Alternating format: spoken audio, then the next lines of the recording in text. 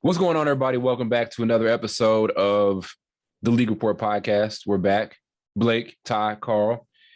Don't forget to sub to the channel. Don't forget to download new episodes on Spotify and Apple. And do not forget to check out that link in the description if you want to get your own podcast started. Hit that link. Get started with Buzzsprout. You get analytics. Get your own website. It's the way we start our podcast. It's where we host our show at. Gets it out to your directories like Spotify and Apple. So if you want to get it started, hit that link and you will have a chance at getting a $20 Amazon gift card if you hit it. So go do that. I know y'all want something from Amazon. So go ahead, go do that.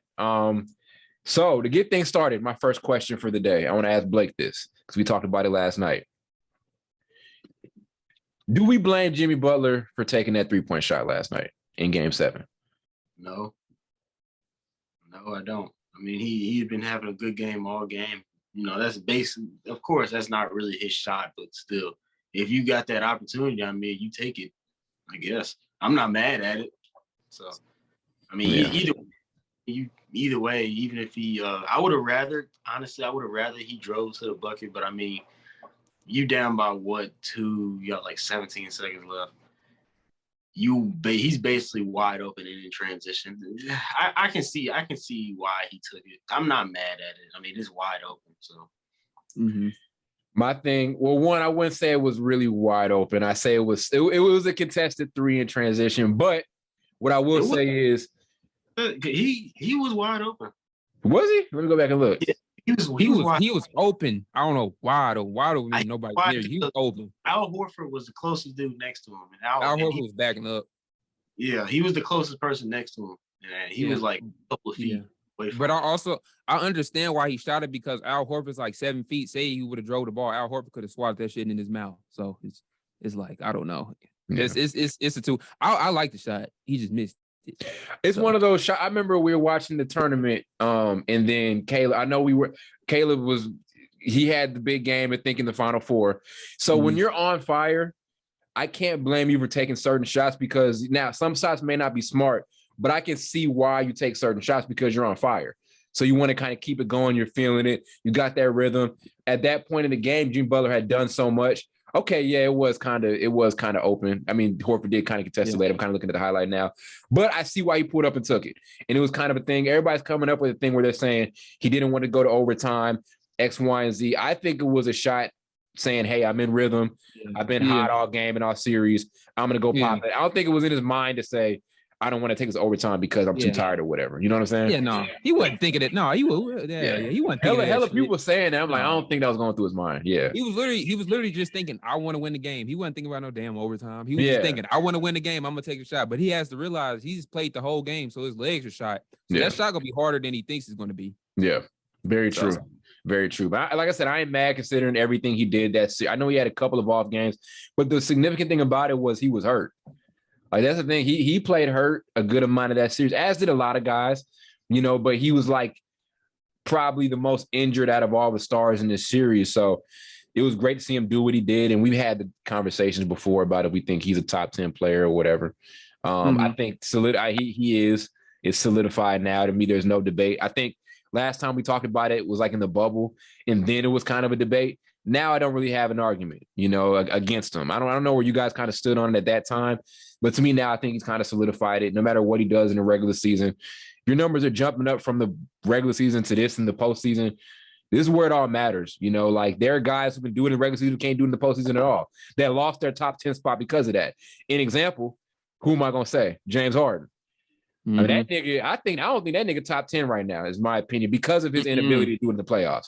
So hell no, you're right. He's definitely not. Yeah, but Jimmy Butler definitely solidified top 10 rankings, especially after these playoffs, because he's definitely, I think his numbers, I don't know what he averaged in the regular season, but I know his numbers definitely jumped up big time, wide margin in the playoffs. So yeah, he definitely deserved that spot. He averaged like 21 and 5 or something. Okay. Like I think every major, even the 3-point shot, like Carl, we always talk about this nigga don't shoot no threes in the regular season, and now he jumps up to like, I think he's like in the high 30s. I think, in the postseason. It's just, there's like a jump everywhere, assists, points, all of that. We spent the last couple of pods talking about Jimmy. Shout out to him. Miami's got a lot to build up from. I think we all kind of know what it is that they need to go out there and get. Question is how they're going to go get him.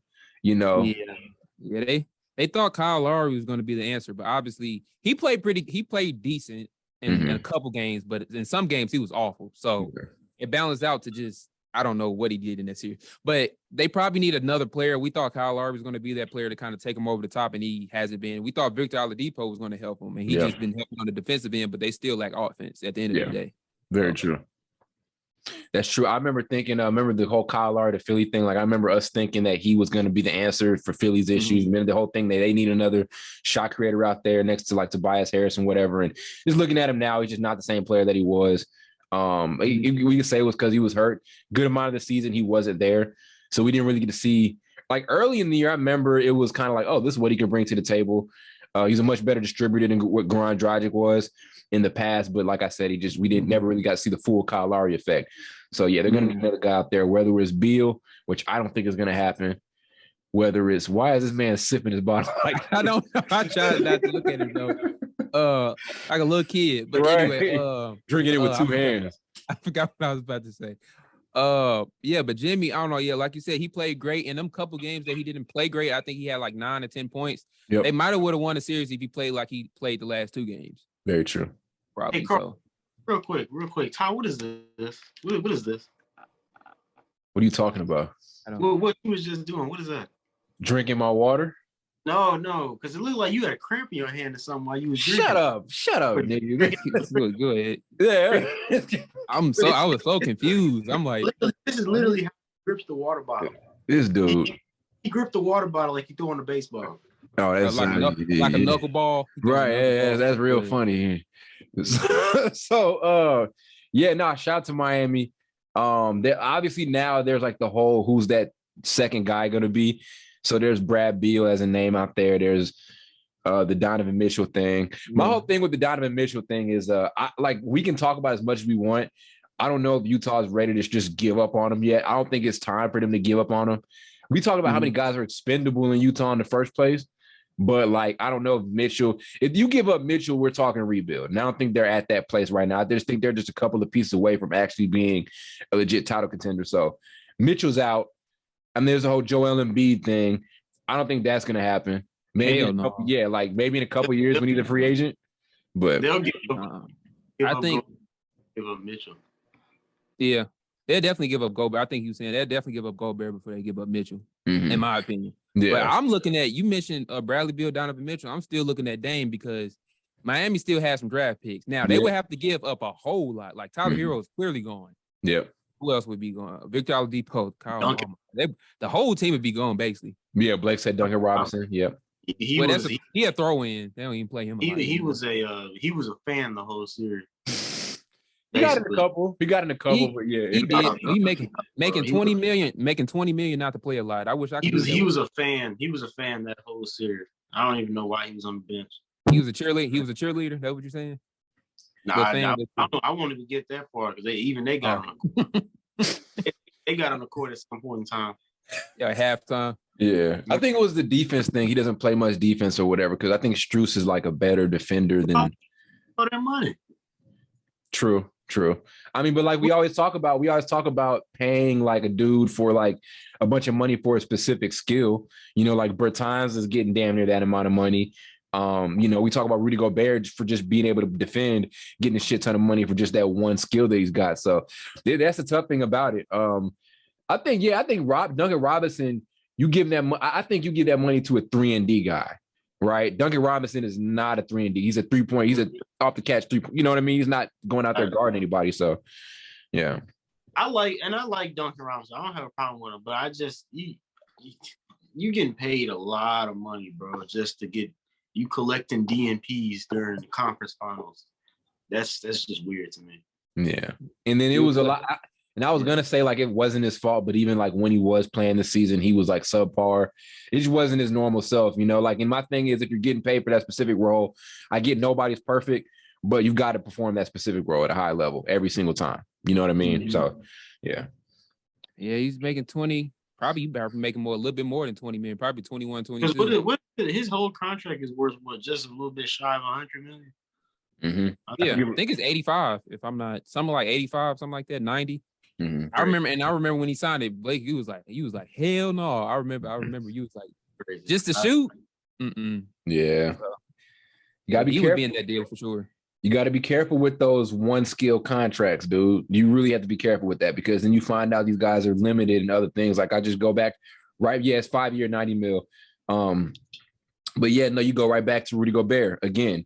You're paying a dude that much for one specific skill, and Rudy Gobert can't do jack shit on offense. Can't catch. Can't make no sense. Can't shoot. Can't dribble. You know what I mean? Yeah, because at the end of the day, dude, okay, if you can play defense, but you're not giving me nothing on offense, what the hell am I paying you $35 million for? I'm talking Rudy Gobert. It might make sense to them, but in the bigger picture, when you need somebody on offense, it really doesn't make sense. Yeah, and now it's tough to trade them. You know, that's what they asked you. Rudy Gobert gets paid $100 million to be tall. Now, you say that about half the people in the league. But I'm gonna give Gobert credit. You really can just say that about him, bro. Like if you actually sit there and think about it, this man is getting paid so much money just to be 7 feet tall. Hey, Todd, I sent some hate. Coming now, like I was gonna say, let me give him some credit on defense. No, I can guarantee if you were 7 foot, you could do the same thing he doing. Todd, if you were 7 foot, you could probably do the same thing he doing. I'm not gonna act like he doesn't make an impact on defense though, because like I said, if you take him off that Utah team, they go from being like a top 10 defense to like a low, like probably around the 25 area because their perimeter defenders aren't that good. You know what I mean? Yeah, shoot. But if you put an offensive center on that team, their offense probably better too. Yeah, true. And I will say, but to your point about overpaying them, what I will say is there are guys who I think who can do that role, who can do a little bit more. You know, I'm not saying he makes an impact, but like if you put a Robert Williams on Utah and then just really like, you know what I mean, and really develop, like I'm not gonna say he's gonna have the same impact, but things are gonna balance out because he can give you a lot more on offense. He can pass. You know, I think he can fucking catch. You know what I mean? So you know, a whole bunch of other stuff. So yeah. Some as simple as catching. I don't have any problems with Rudy Gobert. I think Rudy Gobert is a pretty cool dude. My only issue is, and Carl, don't shake your head. My only issue is the amount of money he's being paid. I just don't. I don't understand it. I really don't. I really don't. Congrats to him for getting that amount of money. That's wonderful. I love it. But on the other hand, whoever is in that front office is crazy. I'm trying to think of it like the nicest way to say it. I don't know, because it's even some games where guards not respecting his defense and they'll just draw the ball right into his damn chest. Yeah. Well, Russ really one of the only, like he one of the few that does it. He like Russ don't like Gobert.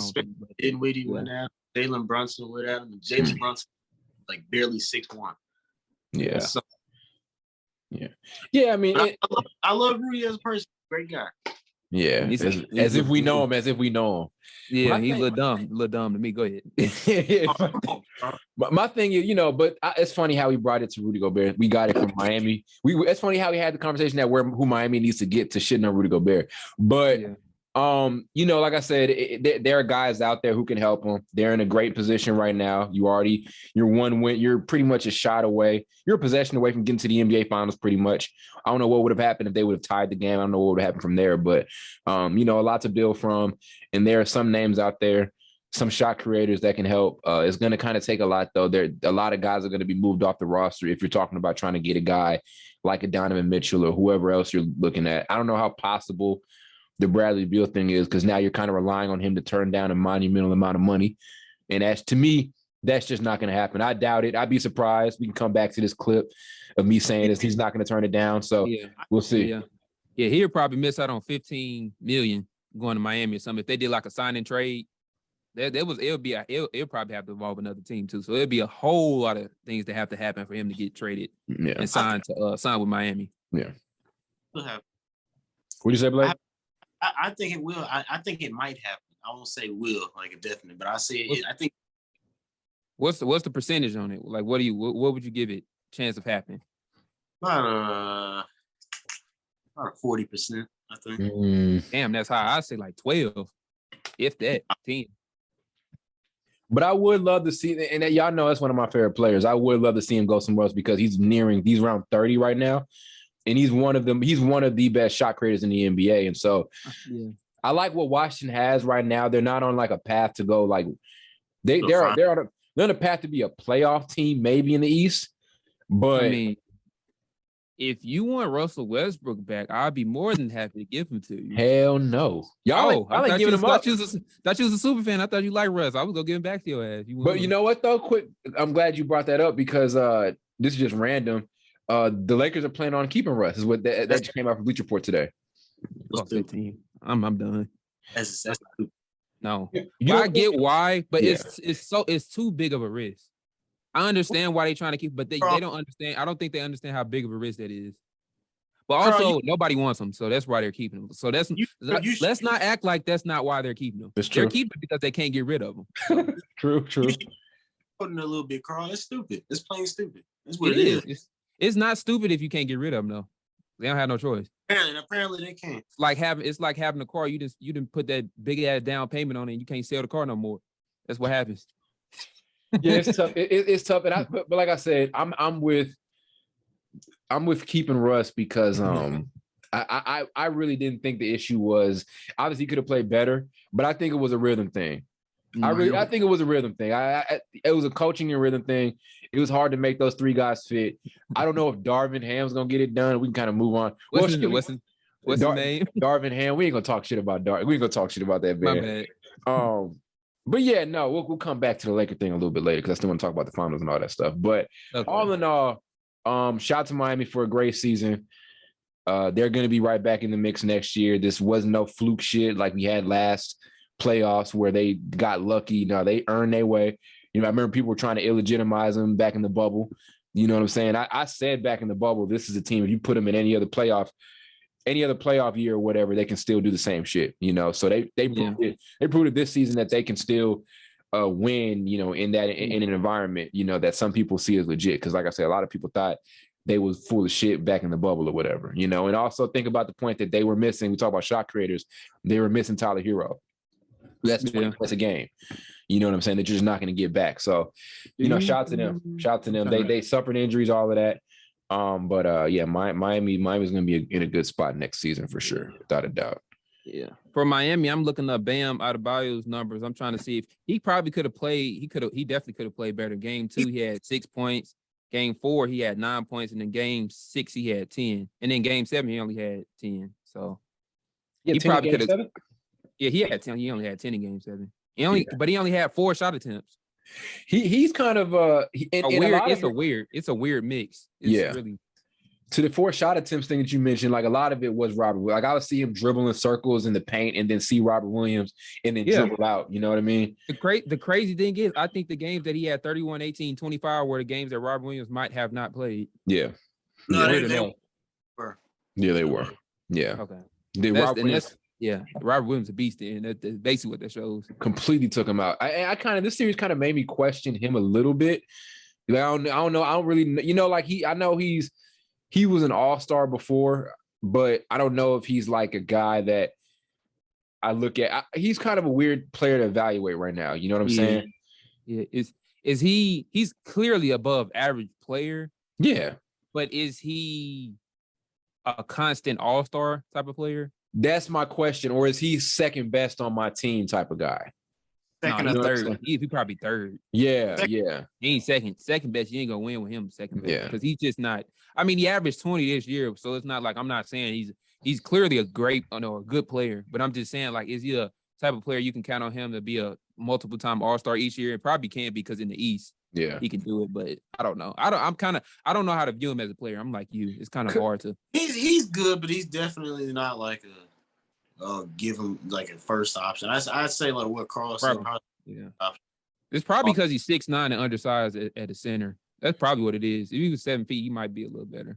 Because his output was so limited this playoff series, it made me ask some questions. You know what I'm saying? But then again, they did run into an elite defense with Boston. Like I said, Robert Williams being in the paint, that ain't easy to react to. So there's that entire thing.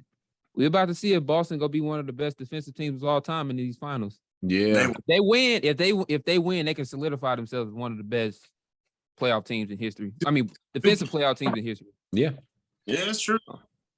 they definitely kind of remind me of the Pistons, old Pistons in the early 2000s for some real reason on defense. I don't know why. Yeah, they do. So the crazy thing about Boston getting to the finals is for Tatum, this means that let's say he does win they do win a championship. I'm not going to ask for y'all picks just yet, but first round, you got past Kevin Durant and Kyrie Irving, right? Second round, you got past Giannis Antetokounmpo. Third round, you got past Jimmy Butler and the Heat. Then if you win in the finals, you got past Stephen Curry. You got past three guys who we look at possibly as the best player in the NBA if he ends up winning the title. That's some crazy ass shit. And I know he wasn't amazing like in the conference finals. He was good, but he wasn't like off the chain. He was good from a standpoint of he showed other parts of his game. One thing I think I tweeted last night, the playmaking was off the chain. I didn't know that about him before this series. I remember we were on Spotify Green Room though, in like a Celtics, we were like one of the Celtics fans were talking to us, and he mentioned like all season he can kind of see he was getting better as a playmaker, but he put it on full display live on ESPN for 7 games in that series. So man, I think he heard the noises we was talking about. Well, all season we was talking about the Celtics need a playmaker and everything. Every time I kept watching the Celtics game when they went on that winning streak, he got better and better at passing the ball. He was averaging in the playoffs. He averaged 6.8 assists. We go round it up to 7. Which is nice. Which is basically 7 assists per game, which is like Luka and LeBron type numbers at that position type thing. So it's really great to see that. Yeah. Shout out to him, man. His path. This would be one of the better, I think, playoff runs we've seen from a young guy from an individual player in a long time. I'm not saying he did it by himself, but he's the best player on the team. He's a guy who kind of has a spotlight on him right now, and we're talking about future top 5 players or future, the future of the league. He's the dude. He's one of those guys right now next to the Lukas, next to the Devin Bookers and all of them. And compared to all of those guys, that was his 3rd conference finals. And compared to all those, like that's insane to think about. And compared to all those guys, this is one of the crazier paths to the finals that we've seen from an individual player in a minute. We can talk about LeBron in 2018, but after that, I haven't seen a guy have a more like impressive run, as far as who we faced off against series by series by series. I haven't seen a guy do it. So especially in the East. The only thing I would say he probably needs to work on more is the consistency from a points perspective. Like one game he'll have 35, the next game he'll barely have 20. You see what I'm saying? It's true. A couple games here and there. That's the only reason you can kind of question some of his games, but he's been pretty good though. That's just I'm being picky. You get what I'm saying. But I'll say this, but to your point there, I look at that Miami series. Miami totally took away a lot of what he likes to do, and that's kind of that one-on-one isolation, mid-range type of thing. He didn't get to it a lot. And so what do we say about superstars? Superstars find ways to impact the game when the best part of their game is taken away. He did that. He did what Kevin Durant didn't do in the first round. When Kevin Durant got scoring taken away, he couldn't really play make, right? What?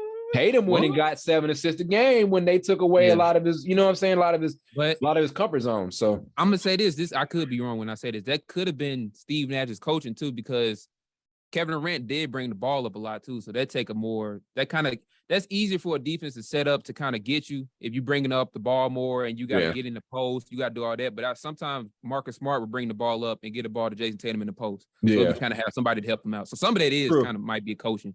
True. And it wasn't like, and I'm not making it like Tatum wasn't like coming up down the court, running pick and roll. Yeah, I know. It was a lot of passes out of double team. Yeah, it was a lot of passes out of double teams, rotation passes, all of that. So coaching, he made the right plays. Steve Nash could have definitely helped out Kevin Durant a little bit, but that's a fact. That's a big time fact. He definitely climbing up the ladder in terms of rankings just amongst other players. And if he wins it, I'm gonna have to look at that. I'm gonna look at that list again. I ain't gonna tell him where I'm gonna put him. I ain't gonna tell you where I'm gonna put him, but I'm gonna look at that list again. I'm revisiting. I'm gonna drop some players down a little bit. Just a little bit. Put it who you win against into perspective is like just makes it that much crazier. You know what I'm saying? So Yep. It's pretty crazy. I know who I want to win, but I ain't gonna say it yet. But I feel like the people that know me, they know who I want to win. But it is what it is. You pulling for Boston? You're a Golden State hater. That's why. I could have picked Golden State for you don't know. You picking Boston, ain't you? I don't know. I gotta think about it. No, I'm picking Boston. I'm picking Boston. I don't know why you listen to this dude. Yes, he is. So who do you want to win, Blake? Who do you think? I don't know, nigga. I'm asking you. I thought it was obvious. I want Golden State to win. Okay. I thought the whole St. Louis thing and you always posting Jason Tatum shit. I thought that was Oh, no. He want to see a brother fail. He don't eat with that. I'm just playing. Go ahead. I don't know who I want to win this series though, because I think there are two very impressive narratives. One, like you said, like I said, Tatum wins it. You know, we're talking about a major shift in the top 10 and the hierarchy of younger players. You know what I'm saying? Mm-hmm.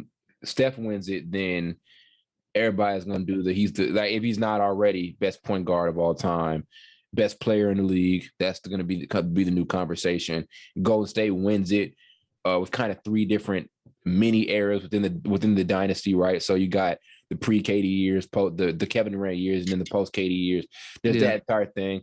He gets to prove that he can win without a superstar, which he already did. But to the motherfuckers who forgot that, he gets to prove that again. Yeah. So there are a lot of really impressive narratives. I think I just want to see a really good series. I don't really have a dog in this fight. Yeah. My only thing, if Steph wins a championship, and even if he gets Finals MVP, even if he doesn't, I'm still going to, in terms of comparing him to Magic on that point guard list, I'm still going to look at them 2 times that he won it with Kevin Durant, and that's going to make me kind of, I don't know. I still question it a lot. With Kevin Durant and Steph. So 2015, but okay, so I get that. But 2015, so if he wins it 2015 plus this one, that won't cancel those out? I mean, no, I'm just comparing them. It won't cancel out to me in terms of comparing them to Magic, because Magic had like 5. That's what I'm talking about. Yeah. Okay. So you're saying his rings weren't as significant as Magic. Yeah. So what if I say we take the ring? Because Steph is more. I think rings are like the icing on the cake. So it's insane that both of these two guys changed the game the way they did, though. But impact on the game, right? There's that whole thing. I know Magic impacted the game and obviously like saved the NBA pretty much, but Steph single-handedly changed the game. You know, there's whole skills. So there are a bunch of different things. Rings are kind of the icing on the cake, but I feel you on that. I don't really have a pick in this one. I can tell you what. Yeah, I can tell you who I think is going to win though if I put money on it.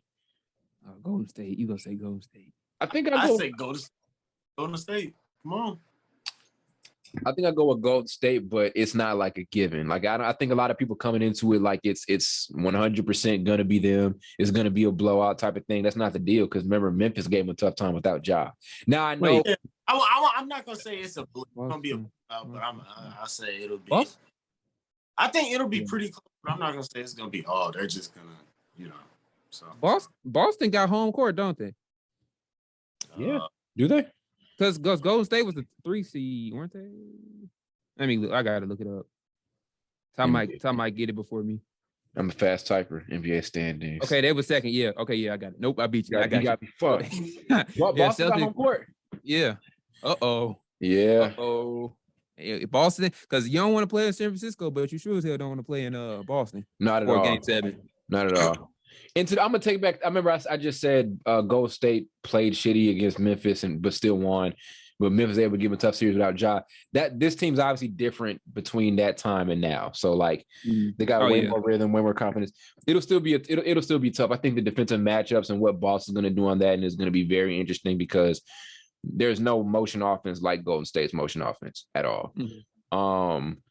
It's gonna be. I'm interested to see how those X factors are gonna play. I think you're going to need to see a big series from Klay. Like he wasn't dominant. He was great in the last game of that last series against Dallas, but he hasn't been the Klay Thompson we knew of. You know what I mean? Throughout the playoffs, he hasn't been he hasn't been that version of Klay Thompson. So yeah. So if they can get that, that'll be big. But I'm interested to see how I'm interested to see how much Wiggins and what he did translates to this. Again, we're talking now. You're playing the best defense in the entire playoffs. So I'm interested to see what Wiggins does, what Poole does, what all those role players are going to be able to do. I don't think Kevon Looney's going to be as impactful as he was. No. Yeah, we'll see. Yeah, we'll see. But I don't. Yeah, he'll get a couple rebounds, but he ain't get no 15 to 20 rebounds like he did that.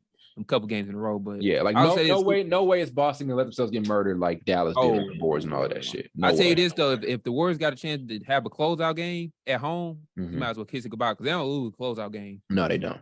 It's like impossible to beat them. So say if Warriors somehow winning the series 3-2 and they got a closeout game at the crib, I don't see them losing that game. But didn't they fuck one off against Memphis though? No, that was a that wasn't a closeout game. Oh, okay. They almost did. Remember, they almost. That's and true. then they ended up coming back and beating them at the crib. But yeah, Okay. I don't know. I think the NBA wants this to go 7. So let's be honest. If they have a couple calls that must go certain people's ways to get to a game 7, they will. We know what the NBA does. Yeah. So that's not even a question. Yeah. They did it with the Celtics and Heat, in my opinion. But dude, those last oh my God, I'm glad you brought that up. Go ahead, talk about it. That game, I told Blake this, bro. That game 7 last night, those last 3 shots Boston took were the dumbest shots possible. And I'm like, these are Marcus Smart and Jaylen Brown are very smart players. There's no way they made that. I'm sitting there like, this shit's rigged. They took some of the worst 3 shots you could take to close a game out when you're up. Yep. They go take like a contested layup at the rim. Then I think Smart takes like, it's just that made that shit look like some point shaving shit at the end.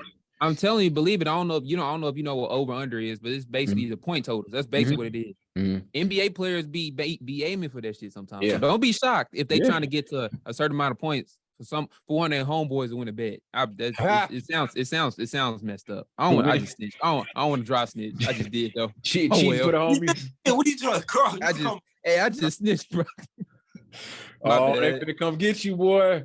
I'm turning my camera off. They ain't gonna know who I look like. Oh man, no, that shit looked real. I was like, what the? I was like, why is he taking this? Like, it was just stuff you don't see from. It was. My dad was watching it too, and every time he do it, every time somebody do it, he keep like. Because my dad, every time I watch the NBA, I don't know if that nigga like the NBA because he comes in and then like he'll watch it and he'll start laughing like he thinks Steph Curry's like a trick shot artist or something like that. He about right though. He was laughing like every time. I was just so shocked seeing him take those shots, and he was like, "I told you." I was like, "All right, man." Wait, did Marcus Smart do some dumb shit like that in one of them other series? I swear I remember that. Was the Brooklyn? It was Brooklyn. The game 4, game 3 or 4. He was throwing up some dumb shots. Yeah, man. It was bullshit at the end. I don't know what they literally gave them that game at the end. Like, let's just hope the referees. Let's just hope the players don't do anything dumb and the referees just don't take the game. Just don't take the fun out of the game. Because that game 6, I swear, them referees was getting out of hand, in my opinion. Yeah. Some of them calls was like really wishy-washy. Scott Foster referee in game 6 or game 7? Game 7. Yeah. Game 6 was that black dude. I forget his name. Gucci Mane looking dude. No, it was another one. The old one. He like an old school teacher. He looked like I got you. Yeah. Little Richie. I say he look like Little Richie. Little Richie looking dude. Somebody was who was it? Somebody on the Celtics was like they was about to swing on him. It was either Jason Tatum or Jaylen Brown. The way they was looking at him, they looked like they was about to punch him. I'm like, dead serious. After the game, What'd you say? No, they weren't.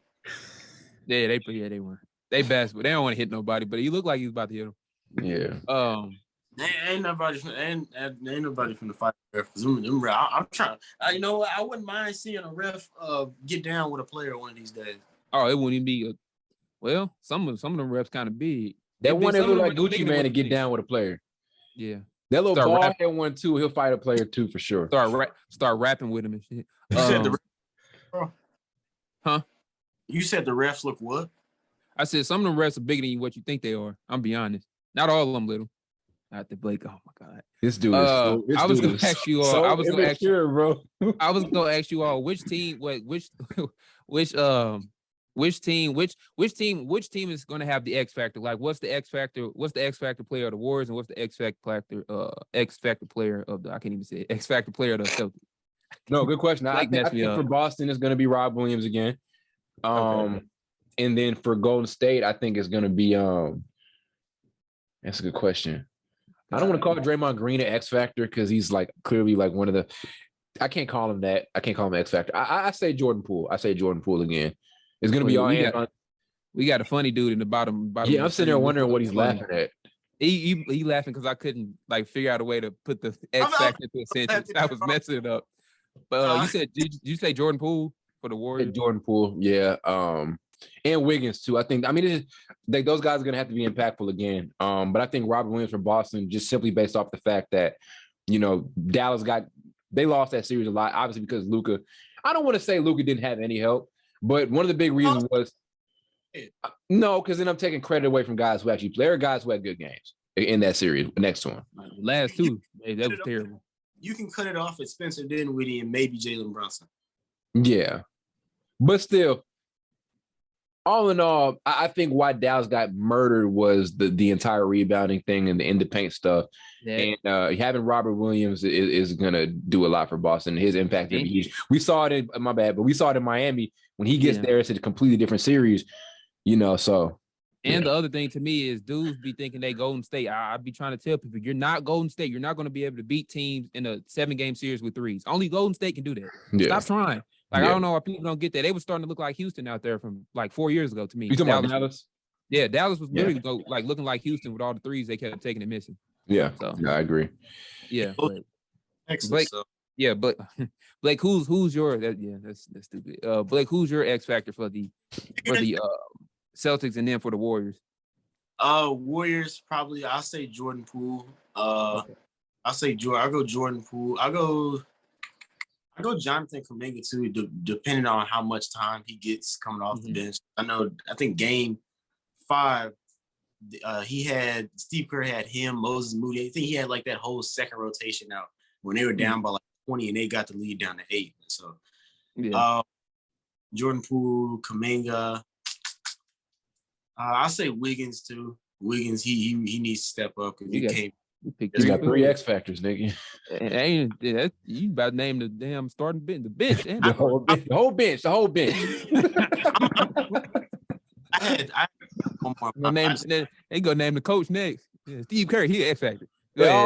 All down to the water boy. The whole damn team. Go ahead, Blake. My bad. Okay, so for Boston, I'll definitely go. Damn, I can't remember that. Rob Williams, definitely go him. God damn. Derek White. Yeah.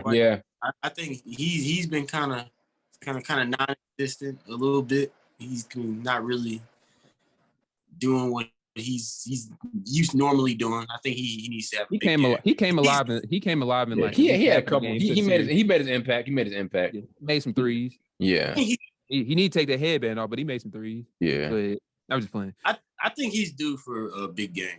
I think so. He had 22 in game. His big game was he had 22, 14, 13 the last 3 before game 7. Yeah, we just go push that to the side. But I will say though, those guard defenders are going to be huge when you're talking about defending Steph Curry. Obviously, got to cut the head off the best player. It's going to be interesting what Smart and Derek White are those guys they kind of put on Curry going to be able to do with them. Because you said nothing. Nothing. I don't know. Smart. I talked to my brother about that. I don't know how Smart does on Curry, how he's done on him historically, but. Have they played has Boston played Golden State lately? I can't remember any of the games. I can't remember any of them. In the regular, they played them in the regular season. Remember, that's when Steve Kerr thought that play was dirty when got hurt for a loose ball. That wasn't dirty at all. He was literally trying to get the ball. Yeah. Who your brother? Go ahead, Blake. No, I was just asking who won that game.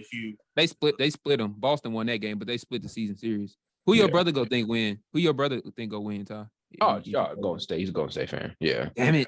Come on. Your brother's a smart man. Yeah.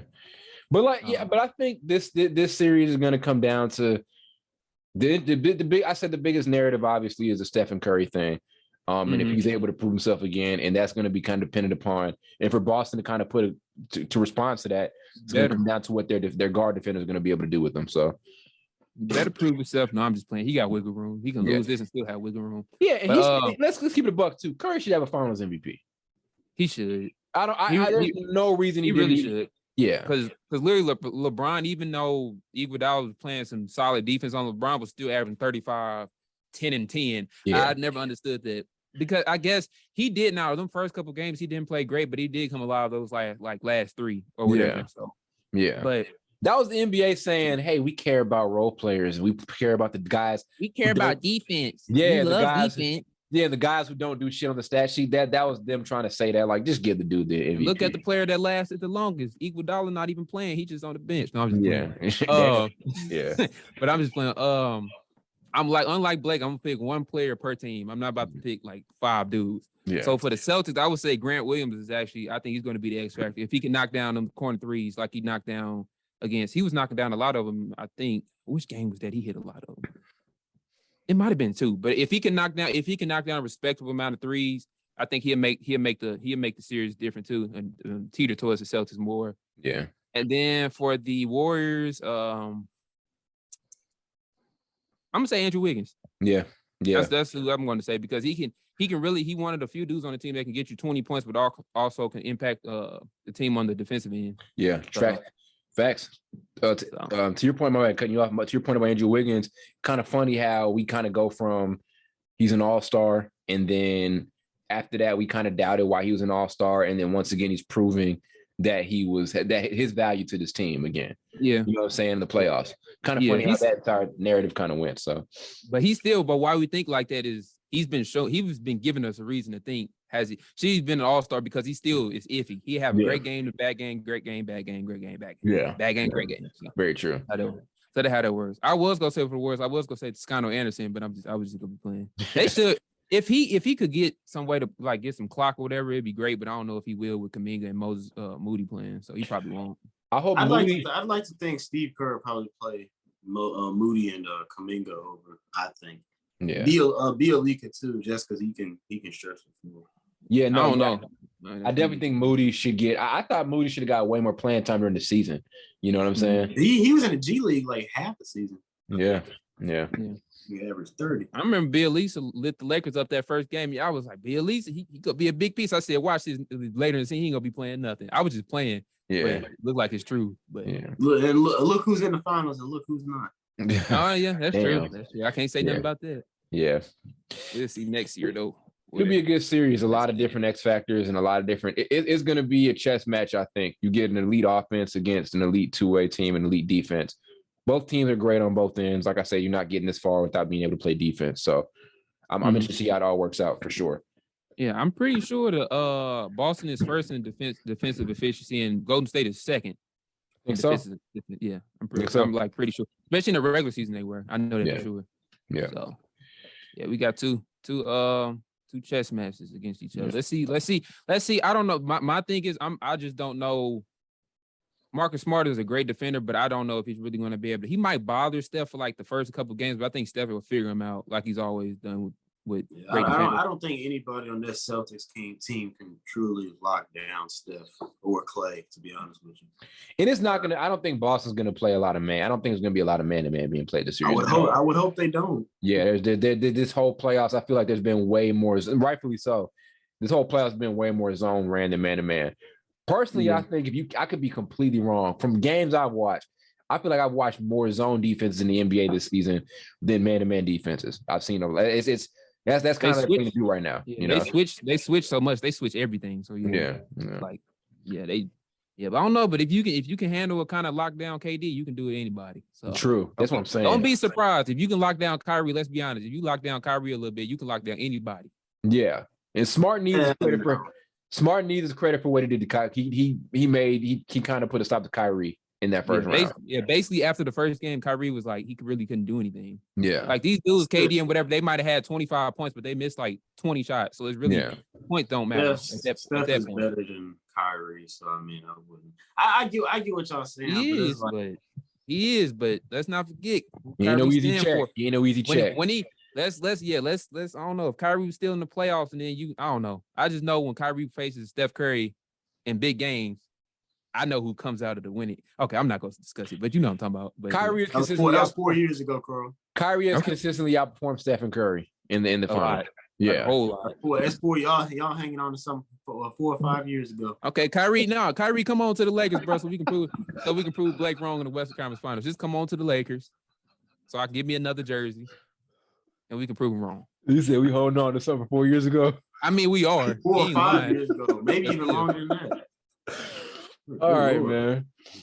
Carl, now let's get back on this. The team everybody loves to hate hired a new head coach. The Lakers picking up Darvin Ham. I didn't believe the news at first. I thought it was like a parody, I thought it was like a parody thing because I never heard of I'm not trying to be disrespectful, but I haven't heard about him. Now, if you're like a Bucks fan, you heard about him. You're a Bucks fan, you understand what he brings to the table. You know, if you're a real fan of these teams, you understand all the assistant coaches, everybody. You know those guys. So Great for him.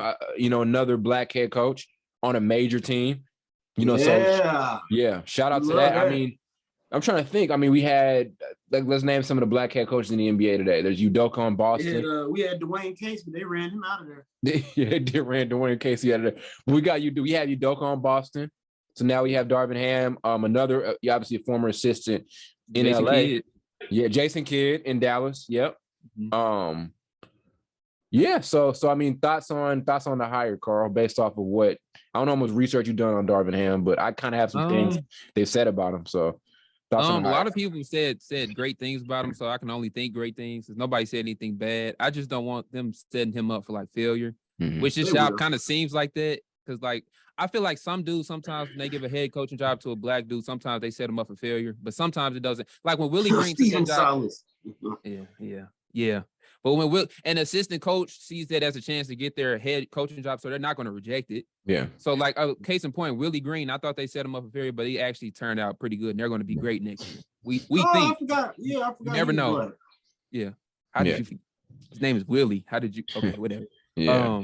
But Darvin, I'm hoping he'll be a great hire because, like you said, I really never heard about him. I heard rumors about him like a couple months ago, but I didn't think they were going to hire him. Mm-hmm. Honestly, I probably think that's the best they can get because everybody else that they would mention, they'll be in the meeting with him, but then the next week you hear from him. There, coach.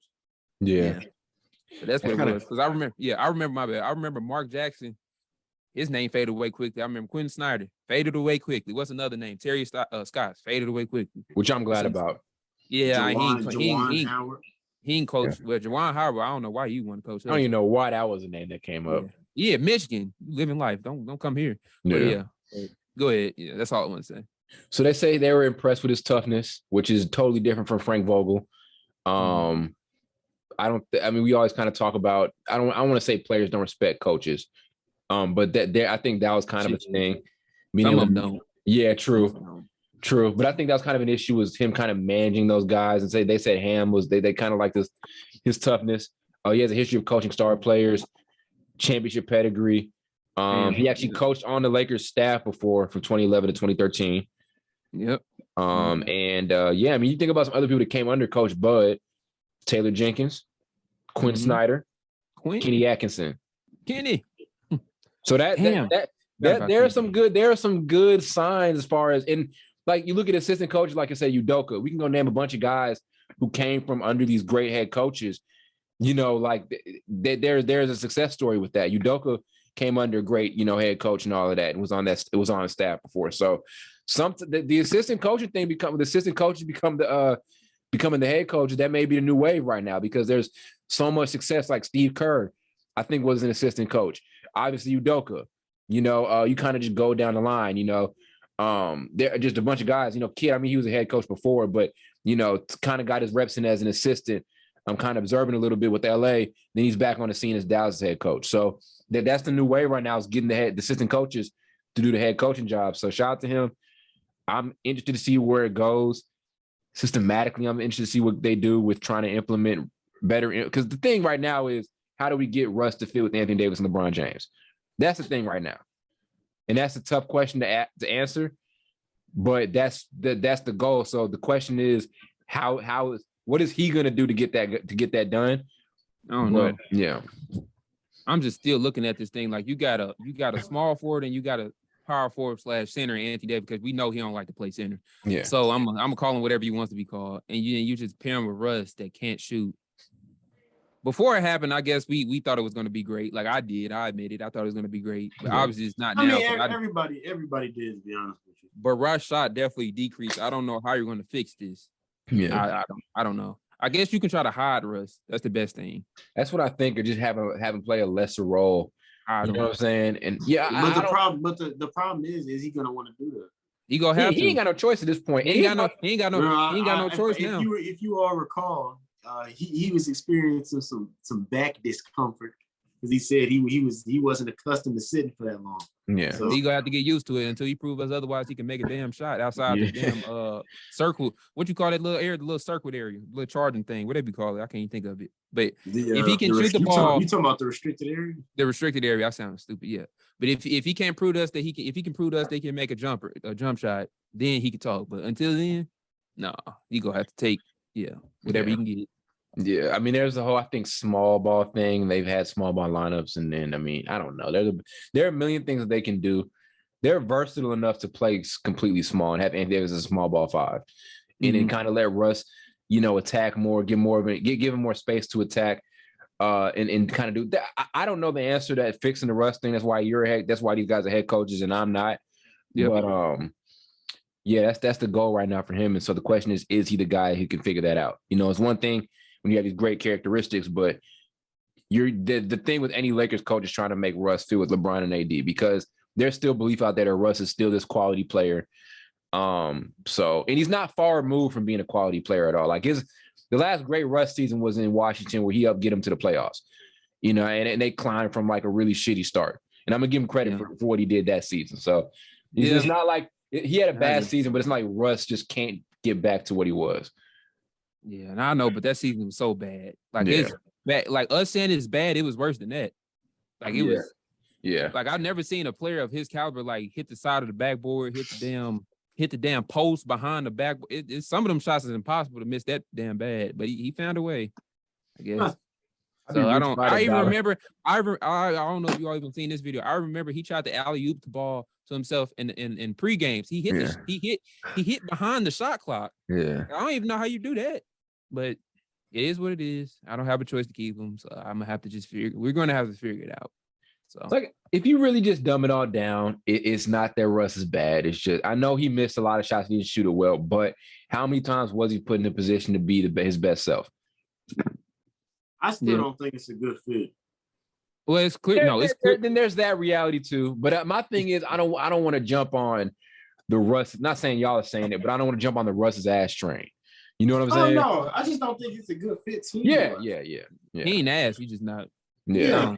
He just needs to go to another team. Because clearly he played his best games without LeBron and Anthony Davis, which is a sign. Yeah. That he needed to get his ass out of there. That would say something to any person with common sense. Yeah. That he can't play with those two. So Like send his ass somewhere else. There may be a world where they can make it fit. Like I said, Russ historically over the last couple of seasons has done well in small ball lineups where you're not clogging the lane up with a bunch of bigs. So he just need to work on the damn shot. That's literally what it is. Like if he can knock down jumpers, he would not be looked at like this. I swear. Go get in the gym with him, Carl. He should be good enough to have. Russ should be able to have a Jimmy Butler type of thing where he can make shots when they really need him to. Like Butler's not a dude who's going to stretch the floor, but when he has those games and when he's on, he can knock them down. Russ should be able to do what Jimmy Butler did. Let me tell you this: if you have a dude every time he's on the wing and he aims for the backboard on every single shot, he can't shoot. Because that's what he does. It's like every time he aims for the backboard because he can't rely on himself just to shoot a straight jumper. That's a shot he practices. Well, he ain't hit half of them. Like Tim, that's true. But that bank shot, that's like that like that mid-range bank shot. That's like a signature shot. That's like Tim Duncan had that shot. Okay, okay, that might be wrong, but I'm just saying. Yeah, but Tim Duncan actually made the shot. But I'm saying just aiming for the backboard he responded based to what I said. Okay, that's true. I'm just saying that's why he missed so bad on half his shots because he was aiming for the backboard and he badly missed them on a lot of them. Nigga can't shoot. Because he aims the ball, he doesn't shoot it. That's his problem. Yeah, but there's a way my bad. There's a way they can make this man fit with them. You know what I'm saying? Simple as that. And like I said, all it comes down to is Darvin Ham the guy? The downside to this is this: if he can't do it, then it gets even tougher to do stuff with Russ. So they are gambling on keeping him, but there's some optimism that they can make it all work. So we'll see what happens. It's not a gamble. It's not a gamble, Todd. You don't have no choice. Nobody wants to take that contract. He's made too much money to even trade that. Like who in their right mind would take that contract? Yeah, I think somebody dumb enough to do it. Yeah, it's probably your boy Michael too. There's teams who can do stuff financially with it, like take it and do some other, like do a bunch of bullshit with it here and there or whatever. But yeah, it's going to be interesting seeing how it all pans out for him. But shout out to him for getting that job. And like I said, they like they like to hire. Love to see a black man winning. Yeah, you do. And also, like LeBron's excited about it too. I mean, he's always excited about getting a new guy on his team. So we'll see how that kind of goes. And then 5 months, 5-6 months. Then 5-6 months later, it's some rumors about a dude getting fired. But that's just different. But He's LeBron's second black head coach. Tyronn Lue. He had Tyronn Lue too. So yeah. Yeah, Mike Brown too. Third. Yeah. Oh, he did have Mike Brown, did he? Mike Brown. When they looking at him for this job too? Probably. Mike Brown gonna be the X factor for the finals. No, I'm just playing. But he's a let's see if he can turn the Kings around. I know that was random, but yeah. I doubt it. I'm sorry. Yeah, that's a rough. They need to move that franchise. But let's be honest. Let's stop down because sooner or later they're going to be good. Sooner or later, it's coming. It's too much talent. In a different city. That's true. Hey, they might need to but you just can't keep on sucking year after year. It's almost like it's not possible. It's got to happen at some point. Yeah, at some point. It's possible. It's possible. Now, whether that's when we're 30 years old or 40 years old, they gonna have a good season one. God damn it. They're gonna have one good season. Now, I'm not saying they're gonna do anything with the season, but God damn it, through the play-in, they're gonna have something happen. It's gonna happen. Hey, the NBA made the play-in. Hey, the NBA made the play-in for the Kings. That's why they made it. God damn it. All right. Man, okay. That's all I have as far as like the finals and the playoffs and all of that. Since we've been talking about top 10s, I made a tweet about this and I want to get y'all opinions on it. Just a random conversation. I made a top 10 of players in the NBA right now before the finals. So ride with me here and let me know who needs to get rearranged. Number 1, I had Giannis. Number 2, I had Steph Curry. 3, I had KD. Okay. 4, I had Jokic. 5, I had LeBron. I still got the tweet. Hold on. 6, I had Luka. 7, I had Joel Embiid. 8, I had Jason Tatum. 9, I had Jimmy Butler. And 10, I had Devin Booker. Switch Jokic and KD. Really? Ooh, hell no. But I'm about to say switch Jokic and LeBron. Mm-hmm. So you put LeBron over Jokic right now? Yeah. Really? I know he won back-to-back MVP, but I'm not. Yeah. I'm putting. No. Wow. I feel like if a dude won a back-to-back MVP, he'd be in the conversation for best player in the NBA. He would, but Carl, he's just not. He just isn't better than Giannis to me. Yeah. He's just not better than Steph. Yeah. So it's like even if you saying that, you can kind of say then, okay, why isn't he won then? You see what I'm saying? True. It's a reason why we don't think he's won. Yeah. I don't know. He's the only back-to-back MVP in recent years because we've had Giannis as a back-to-back. We had Steph as a back-to-back. He's the only one who went back-to-back, and we're not considering him best player in the NBA, which is crazy. And I don't know why. Yeah. I don't know why, but we don't. I don't want people to say because he's white. Yeah. It's not why. I just don't know. I'm being honest. I have no idea why. What, Carl? I'm not repeating. I said it fast for a reason. I still think Giannis is better than him. Okay. You heard me.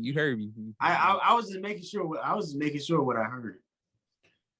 So, was there any other issue? So let's go beneath that top 5. I said Luka, Joel, Tatum, Booker, or Tatum, Butler, and Booker. Would you switch any of those guys? Okay. Yeah, Jimmy Butler probably better than Devin Booker, but like I told you, Ty, earlier. I said that too. I said y'all wait till next year. Dame taking. Yeah. We just lucky that he hurt because Jimmy Butler probably wouldn't even be in his. Well, he'd probably be 10. He'd be right at 10 if Dame was still active, So. If Kawhi and Dame were active. If Kawhi was on, if Kawhi was on here, yeah, you can argue Paul George at his best can be on here right at 10. Yeah, I'll be honest, right at 10. True. Jimmy Butler and Devin Booker probably wouldn't be on here, maybe. Very true. So. Very true. I mean, Luka over Embiid, I thought that was controversial. Is that something we see? I can see it. That's not controversial to me because I don't know. It's only a matter of time before Luka becomes the number 1 player in the universe, I guess. In the universe, not the world. In universe. Yeah. So yeah, that's the top 10 I had, and I think so. If it changes, so let's say final. So let's say Steph Curry wins it, or let's say the Warriors win it. Is Steph still number 2, or are we going to put him at number 1? It depends on how he performs. I agree. If he gets Finals MVP, I've always did the thing where if the person has Finals MVP and they win a championship, I'm going to put them 1. Except if they're within that top 5, I'm going to put them 1. That's what I'm doing. Like we do with Kawhi. I think we do with Kawhi after Toronto. If they're at top 10, if they're barely top 10, no, I'm not going to jump them up that many spots. But if they're top 5 and they win a Finals MVP and I see their run is like great, I'm going to probably put them 1. So I'll put Steph 1, just like I did Giannis last year. So yeah. So then I had Tatum at 8. Let's say Boston wins it. Tatum wins Finals MVP. Bless you. Where does Tatum go? I still don't want to put him above Luka. I wouldn't. It depends on how it'd be tied. It'd be tied. It really just depends on how they perform. If he like I said, if he gets, like I said to your question, if he gets Finals MVP, like let's say he gets Finals MVP and then gets like it don't even matter if he gets Finals MVP, he's Finals MVP. I'll put him in the top 5. Okay, so he jumps over Luka and Joel Embiid and LeBron. Yeah. Oh, LeBron at 30 points a game though. These are all people that are not in the playoffs. So. Okay. All right. I'm not putting no Jason Tatum over LeBron. I like how Blake appreciates how much how much it means to do well in the playoffs though. Because I've always been on that train where there's so much value put on how you do in the postseason. Like that's true. But it's just like regular season is regular season, bro. That's true, but we would be moving him upon dudes that improved it for years. True. Yeah, but they didn't prove it this year. That's one. LeBron averaged 30 a game though. Is he in the playoffs? Oh my God. That don't mean shit. Is LeBron? We got to do that. No, listen, but I want both y'all to answer this question. Is LeBron James in the playoffs? Well, guess who not in the playoffs? Michael Jordan. We can start old ass at home. We can start with you, Carl. Michael Jordan ain't in the playoffs. Michael Jordan ain't there too. Answer the question, Carl. Why does Carl immediately go to Michael Jordan? The question, Carl. Is Michael Jordan there? He's sitting his old ass at home smoking cigars. Answer the question, Carl. You know the answer to the question. I'm not answering. I want to hear it. I want to hear it from you. Okay, but anyway, I'm saying, are we really going to, just because one dude had a great playoff run versus these two dudes like LeBron and KD who's had it for years? I can't do that. I can't do that. And they just slip up one time. How is that? That's not even fair. I can't do that because you did that a couple episodes ago. I forgot what you were talking about, but don't mention that one. That was the job. Oh my God. Yeah, on Green Room, you said Ja because was better than Steph because he had a better playoff run at that point. I took that back. I took that back about him being better than Steph. Somebody hit that nigga in the head. But I see what you're saying, Blake. I see what you're saying about putting the value on the playoffs, but some of it also there's got to be like a middle ground. Some of it's putting a lot of value on the playoffs. I don't care about no middle ground. Some of it's bounce to the playoffs. If you performing. But how much of that is recency bias, though? Not recency bias. Just a lot of it is recency bias. I don't know, man. If we're going off the top 10 players right now, bro, come on. True. And I guess if I can keep Dame off the list. This isn't like an all-time. Carl trying to make this into an all-time list. We set the criteria, Carl. It's not an all-time list. This is the top 10 players right now. You keep looking down all you want to. But it's the top 10 players right now. This dude said Ja Morant is ahead of KD on the list. You take that back? He was because he top 10 players right now. Do you know what right now means, Carl? Do you still believe Ja Morant is better than KD? Do you know what right now means? Carl, bring it up. That's what I'm saying. Like he said, Ja Morant. This dude said Ja Morant is better than Kevin Durant right now. You did say that.